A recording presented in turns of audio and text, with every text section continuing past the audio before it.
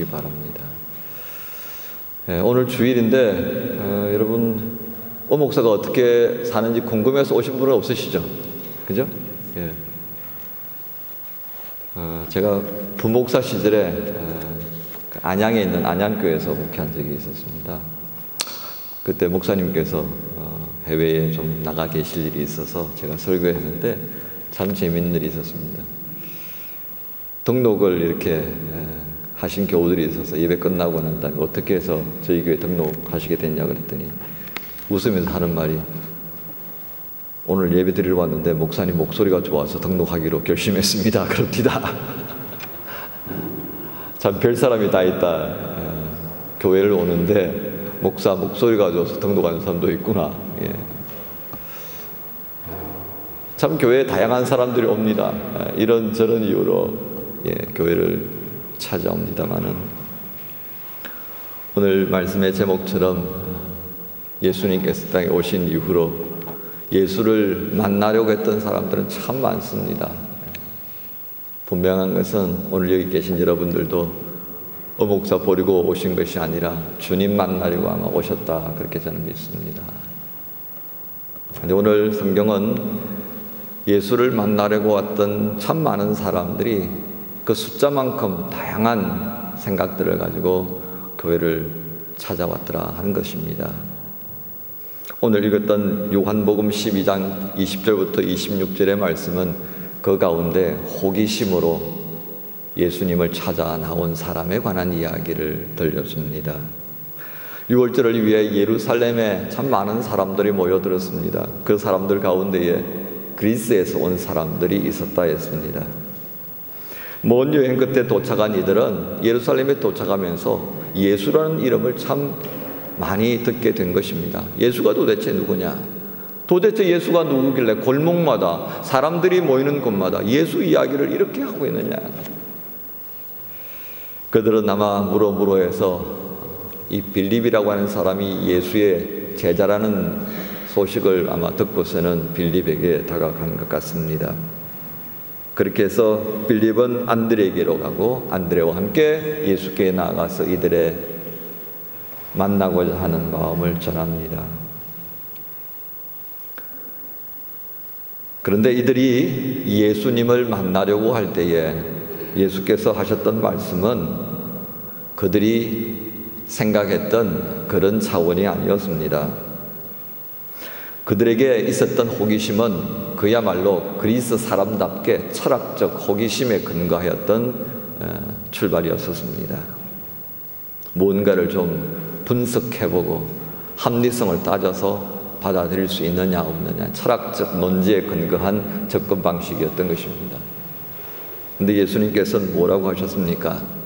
너희가 나를 알고 싶으냐? 너희가 나를 알고 싶다면 이것 생각해야 된다. 그것은 씨앗이 땅에 떨어져서 겉껍질이 깨어져 나가는 것과 같은 고통을 경험하면서 그 아픔을 감수하는 삶을 살아야만이 나를 알 수 있다라고 하는 것이었습니다. 바로 그 말씀을 24절에 보면, 내가 진정으로 너에게 말한다. 밀알 하나가 땅에 떨어져서 죽지 않으면 한 알 그대로 있고 죽으면 열매를 많이 맺는다. 곧 이 말씀은 예수님을 알고자 하는 그 삶의 과정들, 예수님과 동행하고자 하는 삶의 과정은 죽음과 같은 고통이 따른다는 것을 말씀하신 겁니다. 그러나 오늘 말씀을 잘 읽어보면 그것은 그저 죽음으로만 끝나는 것이 아니라 그 죽음과 같은 고통 뒤에는 완전한 생명을 얻는 참된 길이 있다는 것을 의미했습니다. 저희 집 뒤에 보면 밀밭이 있습니다. 올해는 밀밭이 되더라고요. 내년에는 보리밭으로 변할는지 유채밭으로 변할는지 잘 모르겠습니다. 12월이나 되어지면 12월 초순이나 11월 말이 되면 씨를 뿌립니다. 한 보름쯤 지나면 껍질을 깨고 나옵니다. 여러분, 그 껍질이 깨어져 나갈 때 어떤 고통이 있을 거라고 생각해 보셨습니까? 메뚜기가 날기 위해서 허물을 벗어야 합니다. 뱀이 제대로의 형상을 갖기 위해서 허물을 벗어야 합니다. 그 허물을 벗을 때에 시원하다라고 하고 벗겠습니까? 여러분, 피부가 조금만 벗겨도 굉장히 아프지 않습니까? 그 아픔이 허물을 벗는 곤충류와 파충류에게 있는 겁니다. 씨앗에게 주어지는 거라고요. 그러나 그 아픔을 감수하기 싫어서 나 여기 있겠습니다, 나 이 모습 그대로 있겠습니다, 그러면 어떻게 돼버립니까? 그냥 하늘 그대로 있다, 그 말씀을 하시는 겁니다. 오늘 그리스도에 온 사람들에게도 이와 같은 말씀을 하신 겁니다. 너희가 가지고 있는 호기심이 정말 나를 알고 나와 같은 삶을 살아버리고 그리고 예수를 찾는 거냐? 아니면 너희가 철학적 호기심으로 단순히 찔러냐 보자는 식으로 그렇게 다가온 것이냐? 진정그 너희가 나를 알려고 한다면 내가 가려고 하는 이 겉껍질을 깨뜨리는 중구 같은 고통을 너희가 함께 감당할 수 있어야 할 것이다 라고 말씀하는 것인 겁니다. 바로 그 길을 가는 것이 오늘 주님께서 말씀하신 것, 그 표현 그대로 나를 섬기는 길이다 라고 말씀합니다. 단순한 호기심으로 오히려 만나보려고 했던 그리스도 사람들을 향해 주님을 만나려고 하는 사람들이 가져야 할 가장 근본적인 자세에 대하여서 말씀하신 것입니다. 왜 이것을 이렇게 말씀하셨을까요? 주님을 만나려는 것에는 주님을 알고자 하는 마음이 바르게 정립이 되어 있어야 한다는 것입니다. 주님을 바르게 알고자 한다면 그분과 같은 삶의 길을 걸을 때만이 가능한 겁니다. 여러분, 독일 생활을 길게 하셨을 겁니다. 이제 막 온 우리 의학원 가정에 있는 젊은이들도 있습니다만 독일을 가장 빨리 아는 길이 뭐라고 생각하십니까? 우리 김미성 권사님이 제일 연세 많으십니다. 독일을 제일 빨리 알려면 어떤 길이겠습니까? 독일 사람처럼 한번 살아보는 거 아니겠는가 생각됩니다. 그렇죠? 예. 독일 사람처럼 한번 살아보는 겁니다. 그러면 비로소 이 독일이 어떤 곳인가를 우리가 알게 되지 않나 싶습니다. 한국 사람 생활 반, 독일 생활 반 하면 우리는 반점밖에 모르는 것과 똑같습니다. 그래서 주님께서 말씀하신 겁니다. 실천적 삶보다는 철학적 호기심이 발동해서 예수님을 만나려 한다면 그리스도 사람들은 결코 주님을 알 수 없다라고 그렇게 일러주신 겁니다. 우리 역시 마찬가지입니다. 주님께서 주신 삶을 공유하지 못한다면 우리는 그리스도 사람과 같은 호기심의 수준에서 언제나 머무를 수밖에 없을 것입니다. 예수님을 만나려고 했던 많은 사람들 중에 두 번째 모습은 편견입니다. 요한복음 1장 46절을 보면 여러분, 그곳에서 친구의 손에 이끌려서 예수님을 만나러 나오는 한 젊은이를 봅니다. 그는 바로 나다나엘이라고 하는 사람입니다. 1장 43절부터 시작되어지는 이 사건의 이야기는 빌립이 처음 예수님을 만납니다. 그리고 난 다음에 빌립이 너무 기쁜 나머지 친한 친구였던 나다나엘을 찾아갑니다. 내가 모세가 율법에 기록했고 선지자들이 기록했던 바로 그분을 내가 만났다. 그런데 그분은 나사렛 출신이더라. 나다나엘이 어떻게 반응합니까? 휙 웃습니다. 뭐라고? 너 다시 말해봐. 무슨 동네? 어디 동네? 나사렛이라고 그러더라. 여러분, 제가 부산에서 태어났고 부산에서 오랫도록 자랐습니다. 고등학교 졸업할 때까지 자랐는데 그 가운데서 하도 이사를 많이 다녀가지고 유년 시절에 자랐던 곳이 4살, 5살까지 한 3년간 자랐나요? 거제리입니다. 거제리 아시는 분 있나요? 모르시죠? 당연히 모르시죠. 하마정 아십니까? 하마정 모르시는 거 당연하죠. 왜? 여러분의 삶에 있어서 별로 중요치 않은 동네이기 때문에 그렇습니다. 근데 부산 사람들에게 좀 오래 사셨던 분들한테는 하마정이 의미 있는 곳입니다. 옛날에 한양에서 파발을 보내면요, 밀양을 거쳐가지고 그렇게 동네로 들어옵니다. 동네로 들어올 때 그 파발마가 마지막 도착하는 곳이 하마정입니다. 정자를 지어놓고 소위 말하는 마지막 역참에서 종점이 되는 겁니다. 그래서 말을 내리는 정자 이래가지고 하마정 이렇게 되어 있는 겁니다. 근데 여러분 관계없으니까 별로 있거나 말거나 그런 정도 수준밖에 안 될 겁니다. 나사렛이 그렇다는 겁니다. 구약 성경에 나사렛이라는 얘기가 나오질 않습니다. 예언자들의 이야기 속에도 초기 유대 문흥 가운데도 나사렛이라는 동네가 언급 안 될 정도로 아주 보잘것없고 있어도 그만 없어도 그만 하는 그런 동네에 불과했던 겁니다. 그리고 짐작컨대 그 동네는 그렇게 유력한 사람들도 살지 않았던 것 같습니다. 그러니까 나다나엘은 그 얘기를 들으면서 피식 웃었던 겁니다. 뭐라고? 나사렛? 야, 나도 알지만 나사렛은 무슨 선한 건 오겠어. 나사렛이라고 하는 동네에 편견을 가졌던 이 나다나엘은 그 동네 출신이라고 하는 이유 하나로 예수님에 대한 모든 것들이 닫혀져 버린 것입니다. 이것이 편견이 가지고 있는 힘입니다. 편견은 사람의 눈을 멀게 합니다. 여러분, 인간에게서 가장 무서운 것이 뭐라고 보십니까? 무능이라고 봅니다. 무능. 요즘 한국의 젊은이들에게 이 무력감, 자신의 무능함으로 인해서 얼마나 좌절하고 살아가는지 모릅니다. 대학을 들어갈 때만 하더라도 이팔 청춘의 그 뜨거운 열정을 가지고 뭔가를 해볼 수 있겠다고 시작합니다. 근데 대학을 가고 취업 전선에 섰을 때에 그들은 자신들이 얼마나 무능한 존재인가. 그래서 이렇게 표현하죠. 아버지 왜 나를 낳으셨습니까?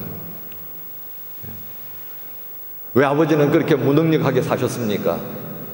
아버지의 무능력함이 나에게 유전이 되었습니다. 그리고 탄식하는 거예요. 근데 이 무능보다도 더 무서운 게 있습니다.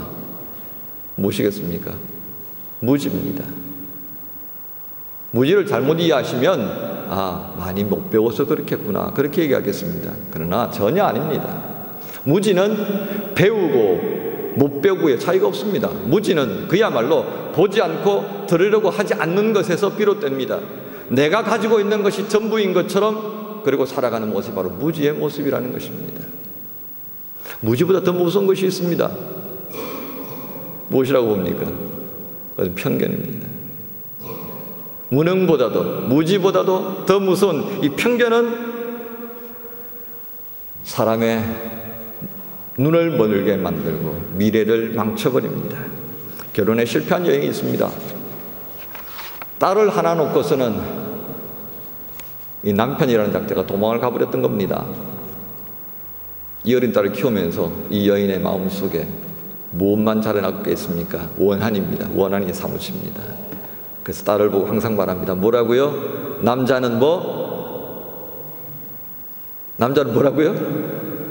에이, 다 하시면서 지경 가서 하니까 대번에 큰 소리가 나옵니다. 남자는 도둑놈. 뭐라고요? 배. 노래 한번 부르셔야 되겠다. 지경 갔더니 남자는 도둑놈. 그 다음에 또 그랬더니 늑대 그럽시다. 예. 이 딸이 20살이 되고 대학을 졸업할 때까지 계속 이어버리는 딸을 보면서 그 한을 푸는 겁니다. 남자는 도둑놈이야. 남자는 늑대야. 이 딸아이가 크면서 어떻게 세상을 보겠습니까? 남자는 다 도둑놈, 남자는 다 늑대. 시집을 갈 수가 없는 거예요. 연애를 할 수가 없는 거예요. 왜? 좀 괜찮은 남자가 보여서 눈을 크게 뜨고 보면 도둑놈이고 늑대로 보이니까. 근데 실상 안 그렇잖아요. 저 같은 사람도 있고, 그렇죠?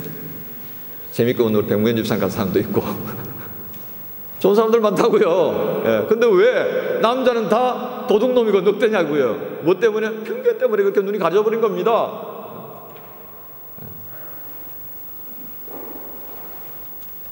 이렇게 되니까 그 엄마의 원한이 결국은 딸의 인생 전부를 망쳐버립니다. 이런 편견을 가진 나다나엘의 모습을 우리가 봅니다. 그러나 어떻습니까? 나다나엘이 빌립의 손에 이끌려서 주님을 만나러 나왔을 때 나다나엘을 보았던 예수님께서 말씀합니다. 빌립이 너를 부르기 전에 내가 무화과 나무 아래에 있을 때 너를 보았다. 이 말씀 한마디에 그만 나다나엘은 이게 아니구나. 그는 고백합니다. 선생님은 하나님의 아들이시요 이스라엘의 왕입니다. 나다나엘의 편견을 깨뜨려 버리는 예수님의 영적 본의 앞에서 나다나엘은 겸손하게 자신의 부끄러운 모습을 고백하는 것 보여줍니다. 세 번째 사람은 경험과 지식으로 예수를 만나려고 하는 사람입니다. 요한복음 3장 1절에 보면 바리새파 사람으로서 백성의 지도자로 일컬음받는 니고데모라고 하는 이가 밤중에 주님을 찾아옵니다. 아마도 사람들의 눈이 좀 거시기했던가 봅니다. 그리고 이렇게 말합니다. 예수님께서 행하시는 능력은 제가 아무리 생각해봐도 하나님께서 함께 하시는 증거라고 봅니다. 그렇지 않으면 이렇게 큰 능력을 행하시겠습니까? 그러면 어떻게 대답해야 되겠습니까? 예수님이 참 고맙네 이 사람아. 그래도 자네는 그걸 알아주니까 참 기분이 좋으네. 이렇게 하셔야 되는데 그러지 않고 느닷없이 뭐라고 말씀하셨어요? 사람이 거듭나지 않으면 하나님 나라를 볼 수 없느니라 그러셨단 말이에요. 이게 무슨 뚱딴지 같은 소리예요. 그리고 이어서 또 말씀하셨습니다. 눈이 둥그래가지고 어떻게 거듭나죠? 라고 하는 물음 앞에 사람이 물과 성령으로 거듭나야 된다. 여러분, 왜 예수님께서 이 말씀을 니고데모에게 하셨습니까? 니고데모가 놓친 부분이 있기 때문입니다. 하나님과 함께하는 예수 그리스도의 드러내신 그 놀라운 현상들, 그것을 보면서 예수님은 팔레스타인 땅에 있는 유대인들이 하나님 나라가 임하였다는 것들을 깨닫기를 원하셨던 겁니다. 그것 때문에 권능과 이적을 베푸신 거예요. 그런데 뭐만 봅니까? 권능과 이적만 봐버렸습니다. 그래서 하나님 나라를 보지 못하고 있는 이 니고데모를 향해서 거듭나지 않으면, 물과 성령으로 거듭나지 않으면, 내가 가지고 있는 경험과 지식으로만 이 현상을 보게 되면 그것은 놀라운 하나의 현상일 수밖에 없는 그것으로 끝나버린다 말씀을 하신 겁니다. 경험과 지식, 우리에게 대단히 소중합니다. 그러나 이 경험과 지식으로 하나님을 이해하려고 한다면 그것은 곧 어떤 현상으로 발전하겠습니까? 하나님의 구체화입니다. 하나님의 신성을 물질 세계로 끌어들여 버리는 겁니다. 그렇게 해서 우리가 이성으로 이해할 수 있고 감각적인 것으로 느낄 수 있는 존재로 만들어 버립니다. 우리 지금 스크린 뒤에 십자가가 가려져 있습니다. 왜 켈빈 주의자들이 십자가를 치워버렸겠습니까? 그 십자가에 그리스도의 모든 것들을 다 형상화시켜 버리기 때문입니다. 그래서 십자가를 치우려고 하는 거예요. 그래서 보수적인 고신이나 합동적 교회 가보면 십자가가 없는 교회가 왕왕 있어요. 형상화시키지 말합니다. 하나님을 형상화시키면 좋지 않겠습니까? 잘 모르는 사람들이 그것을 통해서 하나님을 느낄 수 있다면 참 좋은 것 아니겠습니까? 그런데 그 형상화를 통하여서 우리는 어떻게 합니까? 그렇게 드러난 것만 가지고 갈 수밖에 없게 됩니다. 하나님의 고착화입니다. 여러분, 결국 이게 무엇입니까? 이게 우상인 겁니다. 황금 송아지에 드리워져 있는 하나님의 신성의 느낌들, 그거 고상한 겁니다. 그렇게 표현할 수 있다는 것. 한데 하나님의 형상을 거기에 고착화시켜버리고 또 다른 어떤 것들도 생각하지 못하게 만든다면 그 속엔 더 이상 하나님의 신비와 하나님의 그 거룩성이라고 하는 건 찾을 수가 없게 되더라는 겁니다.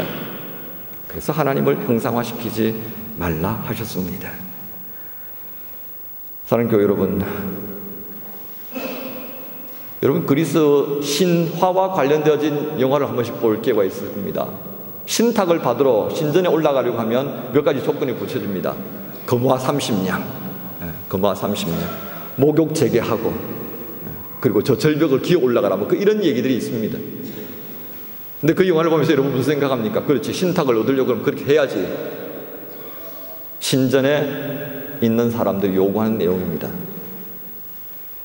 그게 여러분 타당하게 느껴지시죠? 우리가 하나님을 만나려고 할 때에 어떤 방법을 택해야 하겠습니까?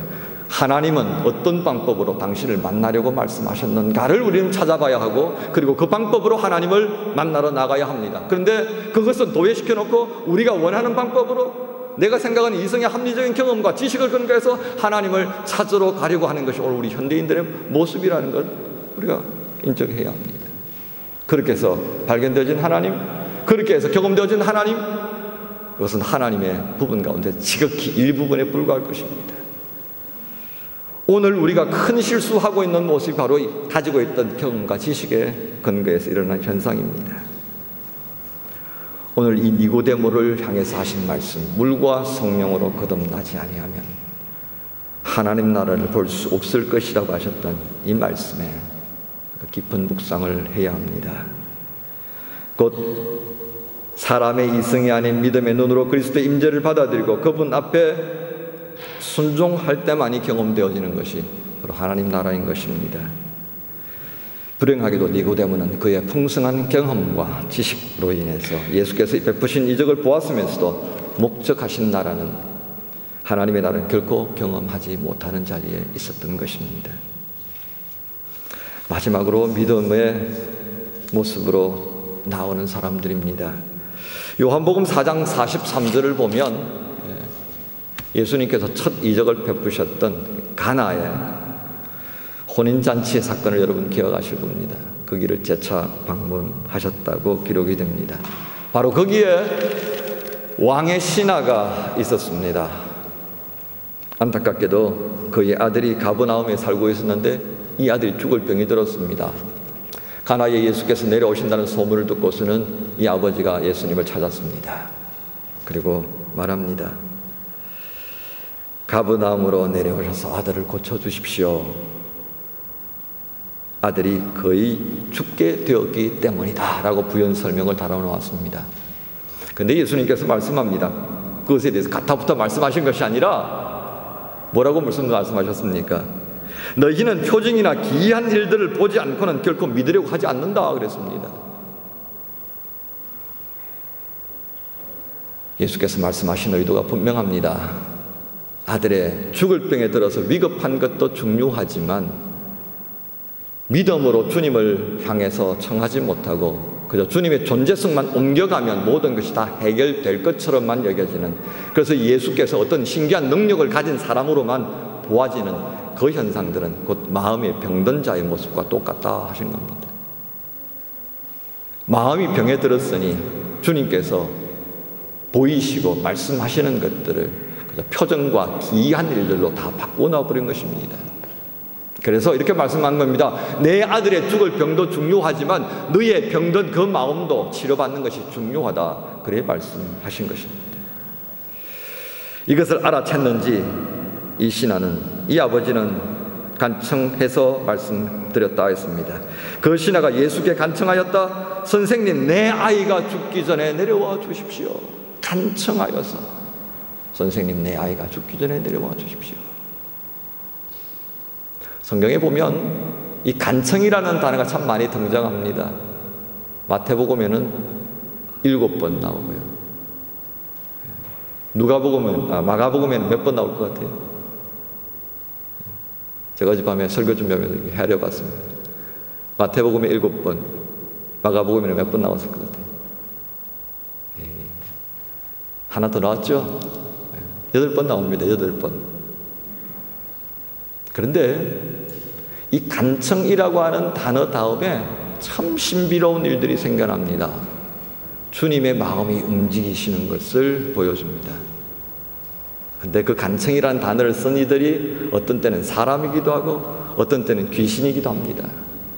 근데 그 간청을 인하여서 하나님이, 예수께서 움직이셨다는 겁니다. 저는 이 복음서를 보면서 간청이라는 단어를 주님께서 참 좋아하시는구나. 왜 오늘 이 믿음에 관한 말씀을 하시면서 간청이라는 단어를 사용하셨겠어요?